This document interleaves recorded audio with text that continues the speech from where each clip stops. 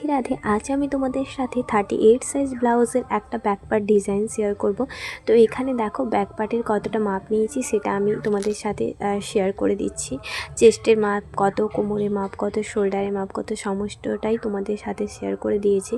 আর এরপর দেখো, যেহেতু আমি এক্সট্রা কাপড় হিসেবে কেটে রেখেছিলাম তাই এই অংশটা কেটে বাদ দিয়ে দিলাম।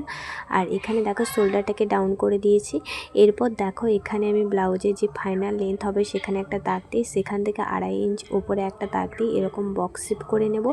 এরপরেই আমি ব্যাক নেকের যে গলাটা হবে অর্থাৎ নেক ডিজাইনটা সেটাই আমি করে নিচ্ছি। এখানে এটা পান পাতা শেপের উপর হবে। তোমরা পান পাতা শেপ চাইলে খুব সহজেই তৈরি করে নিতে পারো এরকমভাবে।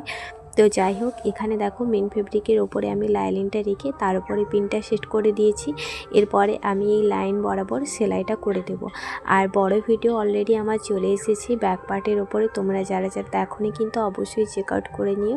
এই ভিডিওর ক্যাপশানের উপরে বড় ভিডিও লিঙ্কটা দেওয়া থাকবে, তোমরা অবশ্যই কিন্তু দেখে নিও। সেখানে মানে প্রথম থেকে পুরো লাস্ট পর্যন্ত পুরোটাই শেয়ার করা আছে।